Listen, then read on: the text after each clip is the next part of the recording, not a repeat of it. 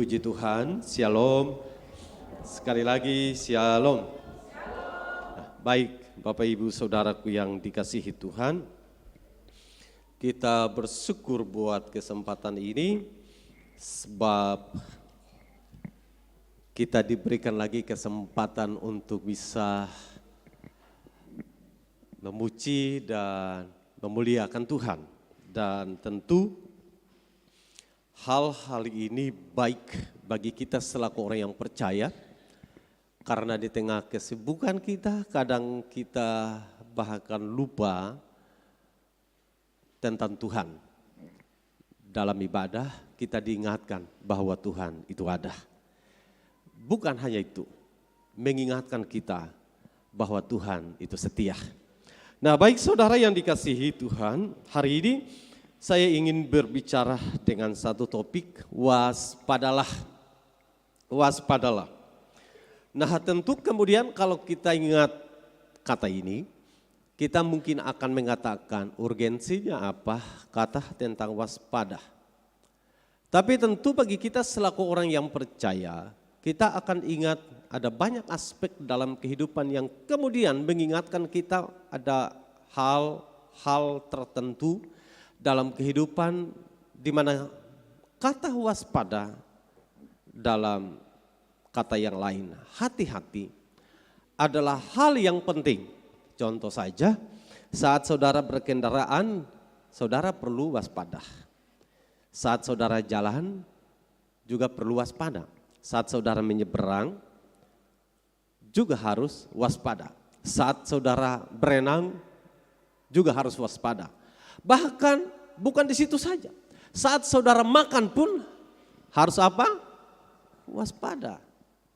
Nah, kenapa saya perlu katakan kata waspada saat makan? Saya pernah menyampaikan beberapa waktu yang lalu bahwa makan juga bisa menguntungkan, makan juga bisa memberikan kekuatan, makan juga bisa membunuh kita.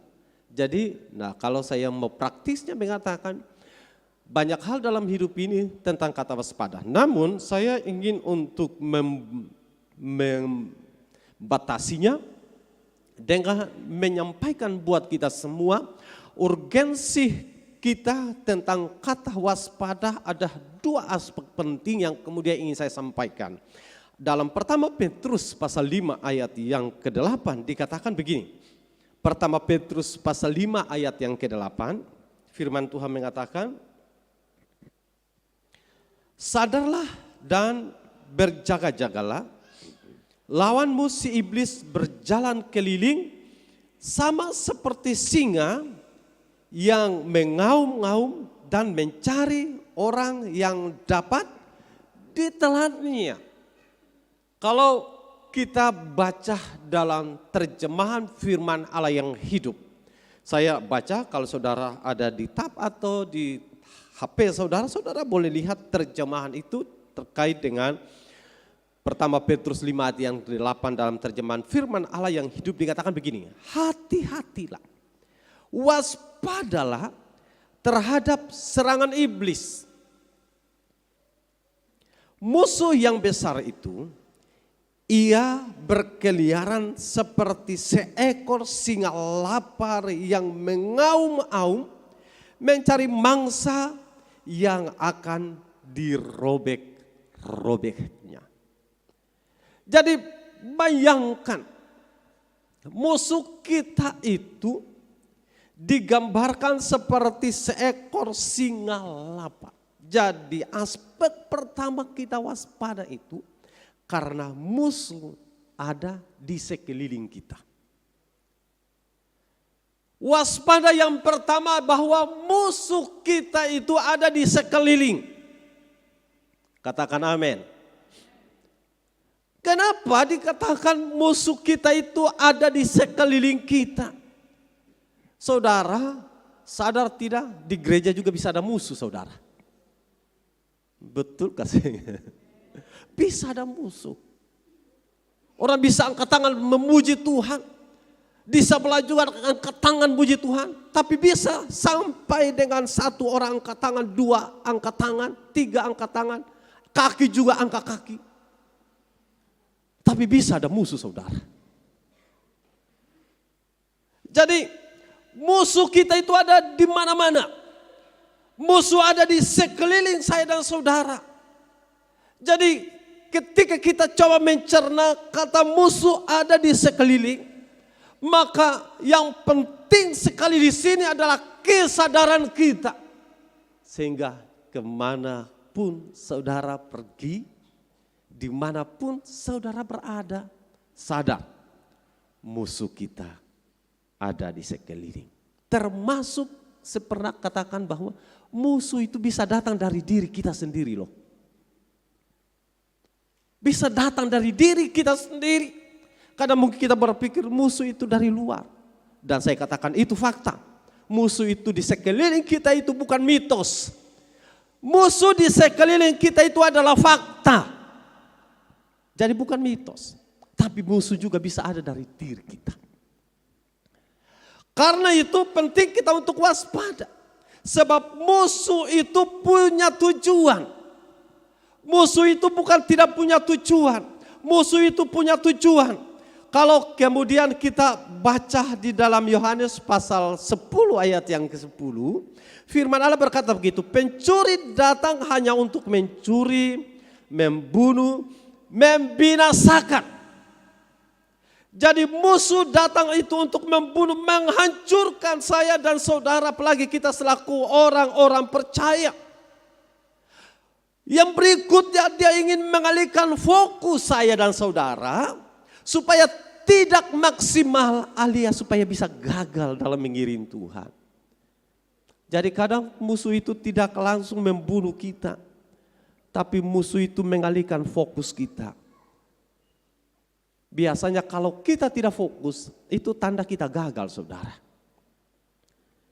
Kalau kita tidak fokus itu tanda kecelakaan terjadi. Kenapa? Undang-undang lalu lintas melarang setiap pengendara itu tidak boleh menggunakan HP saat di kendaraan. Kenapa? Karena fokus. Kalau sedang menggunakan HP, lalu kemudian sedang kita melakukan kendaraan, maka bisa terjadi ketabrakan. Bahkan kita bisa ditabrak. Mungkin saudara bisa mengatakan hubungannya bagaimana? Contoh saja ketika sedang dalam perjalanan, tiba-tiba ada orang yang ada di rumah telepon saudara angkat dan mengatakan bahwa alepung uang yang ada di celengan itu orang suruh pencuri. Apa? Sementara kata apa itu? Gas tinggi. Waktu gas tinggi itu di depan ada mobil. Apa yang terjadi? Tabrak. Karena kaget saudara. Bisa jadi saudara kaget dan rem tiba-tiba di belakang dengan kecepatan tabrak saudara. Jadi undang-undang melarang kita tentu itu contoh salah satunya. Masih ada yang lain yang pasti dipikirkan oleh negara. Kenapa mengendarai kendaraan tidak boleh ada menggunakan alat-alat komunikasi. Karena sekali lagi intinya jangan kita gagal fokus. Gagal fokus membinasakan kita. Iblis tidak dapat langsung membunuh kita bisa jadi. Iblis tidak bisa mungkin dapat langsung menghancurkan kita. Tapi iblis bisa membuat kita gagal fokus. Dan gagal fokus pintu menuju kebinasaan. Kita juga perhatikan bahwa iblis itu adalah penipu ulung. Saya suka dan kalimat-kalimat yang ditulis oleh seorang misionari. Saya ingin baca kalimat-kalimat ini karena ketika saya baca dan kalimat-kalimat ini cukup menarik. Dan harapan saya saudara coba dengarkan baik-baik kalimat-kalimat dari tulisan misionari. Dia mengatakan begini. Penipu ulung telah mempelajari setiap cara yang memungkinkan untuk mencapai tujuannya. Menggunakan setiap alat, setiap perlengkapan yang memungkinkan dia mengambil alih, menyimpangkan serta mengubah dan menyamarkan segala sesuatu yang diciptakan demi kebaikan manusia. Agar dia dapat mengambil alih pikiran mereka serta menodai tubuh mereka dan mengakui mereka sebagai miliknya. Dia tidak pernah tidur, maksudnya musuh. Dia cerdas dan bersikuku. Dia menganalisis dengan cermat masalahnya dan kemudian bergerak maju dengan tekun, dengan sistematik untuk mencapai tujuan itu. Dia menggunakan kelima indera serta rasa lapar dan haus alami manusia untuk menyesatkan manusia. Dia mengantisipasi perlawanan dan membentengi dirinya sendiri terhadapnya. Dia menggunakan waktu dan ruang serta saat luang. Dia konstan dan meyakinkan serta terampil. Dia menggunakan hal-hal berguna seperti radio, televisi, lembar cetakan, pesawat terbang, mobil, HP, dan lain-lain sebagainya untuk menyelewengkan dan merusak. Dia menggunakan kesukaan manusia untuk bersosialisasi, kesepiannya, setiap kebutuhannya untuk menyesatkannya. Dia melakukan pekerjaannya pada waktu yang paling menguntungkan di tempat-tempat yang paling mengesankan dengan orang-orang yang paling berpengaruh. Dia tidak mengabaikan apapun yang akan menipu dan menyelewengkan serta mencemari. Dia menggunakan uang, kekuasaan, kekuatan. Dia membujuk manusia dan menyerang titik terlemahnya. Dia mengambil yang baik dan menciptakan yang buruk. Dia menggunakan setiap seni pengajaran untuk menaklukkan manusia. Dari kalimat-kalimat ini kita temukan bahwa musuh kita bukan sembarang musuh. Musuh kita bukan tanpa tujuan. Musuh kita bukan asal jadi. Musuh kita dari kalimat-kalimat ini secara sistematik atau strateginya, strategi yang terukur. Dari kalimat ini juga mengisyaratkan kepada kita bagaimana cara kita bisa menaklukkannya. Tidak ada cara lain selain kita dekat dengan Tuhan. Dekat dengan Tuhan menjadi rumus penting bagaimana menaklukkan musuh kita yang sekalipun dia cerdas dan pintar. Kedekatan kita dengan Tuhan menjadi cara terbaik bagaimana kita menaklukkan musuh kita. Dan musuh ini tidak bisa dapat kita taklukkan dengan pikiran kita. Musuh tidak dapat kita taklukkan dengan pengalaman kita. Musuh tidak dapat kita taklukkan oleh karena kemampuan kita. Musuh dapat kita taklukkan ketika kita dekat dengan Tuhan. Jadi saudara-saudaraku yang dikasihi Tuhan kita Yesus Kristus. Karena musuh kita begitu lihai. Dia ada di mana-mana. Dia bisa berperan penting dalam kehidupan kita. Bahkan dia menggunakan kesukaan kita. Dan dia menyerang pada titik terlemah dalam hidup ini. Dan dia tidak gunakan titik kekuatan kita. Dan musuh kita menggunakan kesempatan-kesempatan terbaik. Sehingga sebagaimana oleh penulis kitab Petrus mengatakan tadi. Sadarlah dan berjaga-jagalah. Terjemahan firman Allah yang itu. Waspadalah terhadap serangan iblis. Karena apa saudara? Ia berkeliaran seperti seekor singa lapar yang mengaum-ngaum. Mencari mangsa yang akan dirobek-robeknya. Setelah dirobek, diapakan? Singa setelah merobek mangsa, diapakan saudara? Makan. Jadi musuh kita ingin menghancurkan. Dan karena itu saudaraku, dari hal ini mengajarkan kepada saya dan saudara bahwa mengiring Tuhan tidak main-main saudara. Gambaran ini menjelaskan bahwa kita betul-betul komitmen dengan Tuhan. Harus kita sungguh-sungguh dengan Tuhan. Karena iblis musuh kita itu tidak main-main.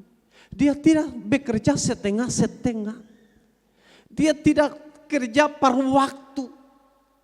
Dia siang malam bekerja mencari mangsa. Tujuan untuk menghancurkan. Kenapa dia tidak mau membiarkan orang-orang percaya itu dengan enak mengikut Tuhan?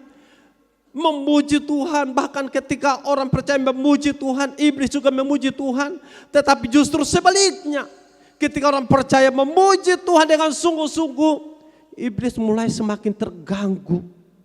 Jadi saudaraku, semakin kita setia dengan Tuhan, semakin iblis itu terganggu saudara. Semakin saudara sungguh-sungguh dengan Tuhan, iblis itu semakin kepanasan. Saya sudah menggunakan 1001 cara untuk menggagalkan Bapak Ateng. Bapak Ateng tidak gagal juga. Dia akan cari cara yang lain saudara. Dan dia tidak mengenal kata putus asa saudara. Dia akan mengambil waktu yang tepat. Dan dia akan menyerang setiap kita semua termasuk saya dan saudara. Jadi tidak ada kata bermain-main mengikut Tuhan. Karena iblis musuh kita, dia all out saudara. Mungkin kita dalam hidup ini kadang-kala setengah-setengah. Iblis tidak setengah-setengah. Dia all out saudara. Dan karena itu di dalam keterbatasan kita sebagai manusia, kita harus sungguh-sungguh dekat dengan Tuhan. Tidak ada waktu bermain-main. Amin. Tidak ada waktu untuk bermain-main. Ada orang, ya beta masih muda, masih punya banyak waktu. Saya mau mengatakan, dalam mengiring Tuhan tidak ada kata kita masih muda. Yang ada kesempatan itu bisa datang dan kesempatan bisa terbuang begitu saja. Kesempatan di mana engkau cari Tuhan, cari Tuhan. Kesempatan kalau engkau sebagai pelajar, belajar. Kesempatan kalau engkau sebagai orang karir dan bekerja, bekerja. Karena setiap kesempatan itu membuat kita bisa bangkit, membuat kita bisa berhasil atau kemudian kita menjadi gagal. Kita perhatikan bagian yang kedua, urgensi yang kedua, kenapa perlu waspada. Urgensi yang kedua karena tentang kedatangan Tuhan tidak ada seorang pun yang tahu. Kalau urgensi yang pertama penting kita waspada karena musuh kita ada di mana-mana atau musuh ada di sekeliling kita. Tapi yang kedua, urgensi yang kedua kenapa kita waspada? Karena tentang kedatangan Tuhan tidak ada seorang pun yang tahu. Saudara bayangkan kalau kita ini tidak tahu seseorang akan datang menyerang kita. Apa yang terjadi dengan hidupmu? Mari saya ajak saudara coba baca di dalam Injil Matius pasal 24 ayat yang ke-36. Kita akan baca ayat ini bersama-sama ya.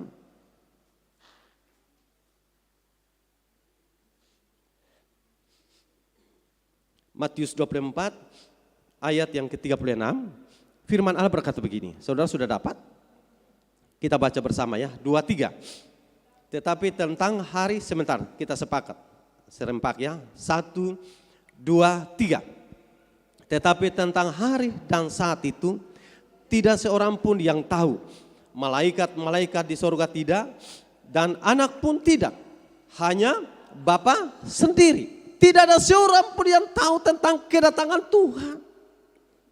Bayangkan ketika tidak ada seorang pun yang tahu saat seorang tamu istimewa itu datang.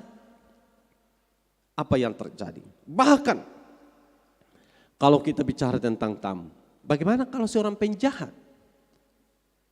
Kalau seorang penjahat yang datang dan tidak ada seorang pun yang tahu, urgensinya kita waspada.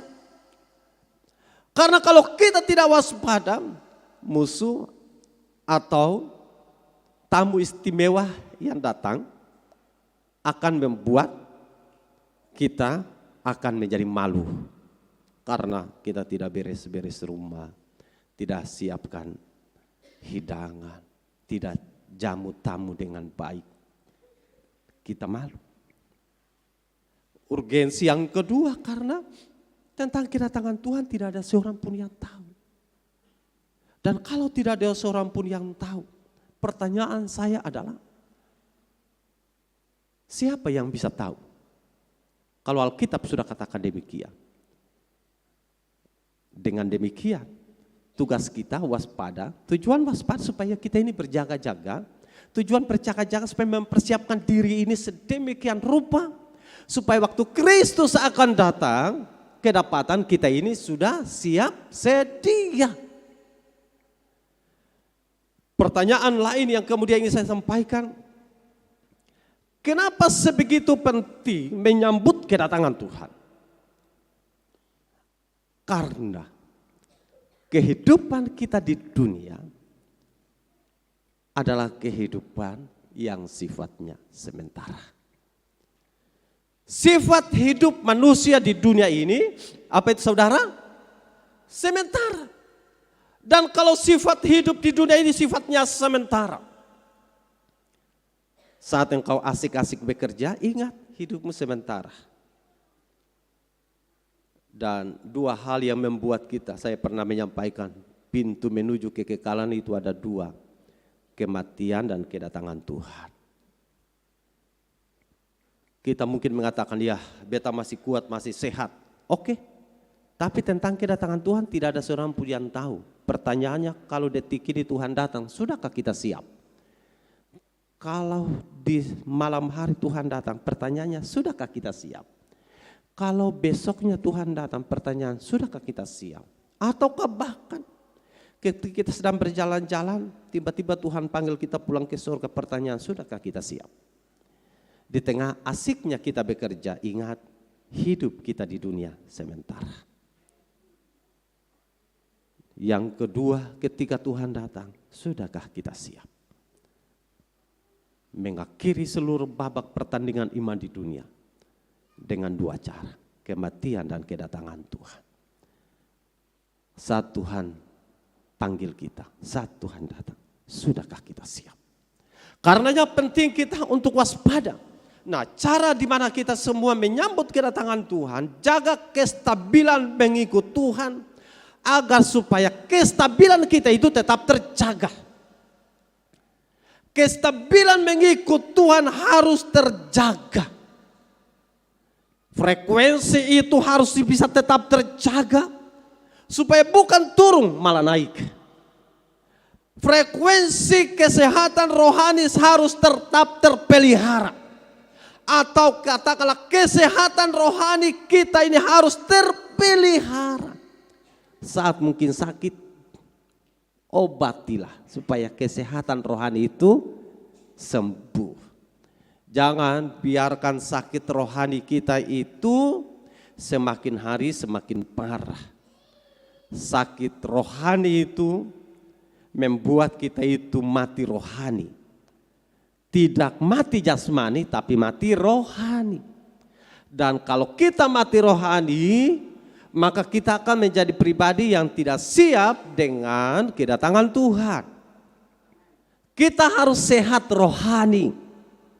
Supaya apa? Kalau kita ini sehat rohani, maka kita ini berkenan kepada Tuhan. Kesehatan rohani itu hubungannya dengan kekudusan, kesucian. Kesehatan rohani itu perlu dijaga. Kita tidak hanya sebatas menjaga kesehatan fisik, kecantikan, ketampanan, keberhasilan, kesuksesan. Semua itu baik, tapi bukan terbaik. Terbaik jaga kesehatan rohanimu. Amin. Jaga kesehatan rohani. Mari pelayan-pelayan, mari maju ke depan. Jaga kesehatan rohanimu. Sehingga tadi saya katakan kesehatan rohani harus terpelihara. Sekali lagi kesehatan rohani terpelihara. Karena kesehatan rohani membentuk saudara menjadi pribadi yang berkenaan dengan Tuhan. Kesehatan rohani kadang orang tidak lihat saudara. Kesehatan rohani kadang orang tidak tahu tentang saudara. Kesehatan rohani tidak bisa diukur karena saudara ini sehat jasmani atau tidak. Kesehatan rohani tidak diukur karena saudara masih muda atau sudah lanjut usia. Kesehatan rohani tidak diukur karena saudara ini sukses secara materi dan tidak. Kesehatan rohanimu tidak diukur dengan itu. Kadang mungkin orang mengukurnya dari situ, tapi saya katakan tidak. Karena kesuksesan dan lain-lain itu dicari oleh bangsa-bangsa yang tidak mengenal Allah. Kesehatan rohanimu diukur seberapa engkau datang kepada Tuhan. Seberapa engkau setia kepada Tuhan. Bahkan seberapa engkau lapar haus akan Tuhan. Kalau sampai engkau mengatakan saudara rasa mau mati karena saudara merasa jarakmu dengan Tuhan terasa jauh. Maka itu tanda-tanda ada kehidupan rohani dalam diri. Tapi kalau kemudian saudara terasa jauh dengan Tuhan, tapi saudara enjoy saja. Saudara merasa santai saja. Saudara merasa nyaman saja, maka itu tanda-tanda kematian rohani sedang terjadi. Tapi engkau tidak akan menjadi nyaman kalau engkau tidak datang beribadah. Engkau tidak akan menjadi nyaman kalau engkau tidak datang kepada Tuhan. Engkau tidak akan menjadi nyaman ketika saudara melihat ketidakadilan, ketika engkau melihat ketidakjujuran, ketika engkau melihat bentuk dari kejahatan sedang terjadi. Engkau tidak akan menjadi nyaman, dan kalau engkau tidak nyaman dengan itu, tanda-tanda kehidupan rohani sedang ada padamu. Saya membaca satu kisah tentang seorang misionari dan dalam sebuah perjalanan bis. Dalam perjalanan itu tiba-tiba ada seorang pria yang mendekatinya. Pria itu mendekatinya dan memberikan sebuah buku sambil membuka buku tersebut dan menawarkan kepadanya untuk membeli. Tapi kemudian ketika misionari melihat ternyata buku itu adalah buku yang tidak baik. Dari foto-fotonya menunjukkan buku itu tidak baik. Lalu kemudian dia menolak dan mengatakan, tutup bukumu dan pergi dariku. Orang ini kemudian terus datang dan menawarkan kepadanya. Dan misionari ini sekali lagi menolak. Datang lagi dan dia menolak. Dan terus menolak. Dan kemudian dia mengatakan begini, betapa jahatnya manusia ketika jauh dari Tuhan. Dia akan merasa baik, padahal itu jahat. Dan dia akan merasa tenang, dia akan merasa nyaman. Sebagaimana tadi dalam uraian catatannya, dia akan menyerang pada titik lemah, tapi menggunakan kesukaan hidup saya dan saudara. Terjaga kesehatan rohani membuat kita akan menolak kepada apa kata dunia, iya kepada apa kata Tuhan. Terjaga kesehatan rohani membuat kita akan menjadi pribadi-pribadi yang akan selalu datang kepada Tuhan, bergantung hidup ini kepada Tuhan, dan mengatakan, Tuhan saja harapan dalam hidupku. Tanpa Tuhan saya tidak akan berharga. Dan kalau kemudian saya ingin tambahkan bahwa kenapa pentingnya kita waspada tentang kedatangan Tuhan yang tidak ada seorang pun yang tahu. Bagian terakhir yang kemudian saya sampaikan, opsi penting mempersiapkan diri kita masing-masing. Karena kata waspada dalam hubungannya dengan tentang kedatangan Tuhan tidak seorang pun yang tahu. Maka semangat melayani dan mengiring Tuhan harus terus ditingkatkan. Semangat mengiring Tuhan, melayani Tuhan terus. Usia mungkin terus merosot, semangat mengiring Tuhan terus naik. Amin. Tantangan semakin besar, semangat saudara mengiring Tuhan semakin tinggi. Semakin banyak beban dalam hidupmu, datang kepada Tuhan dengan semangat, Tuhanku tidak pernah tinggalkan saya. Kiranya Tuhan akan tolong kita semua lewat kebenaran firman Tuhan.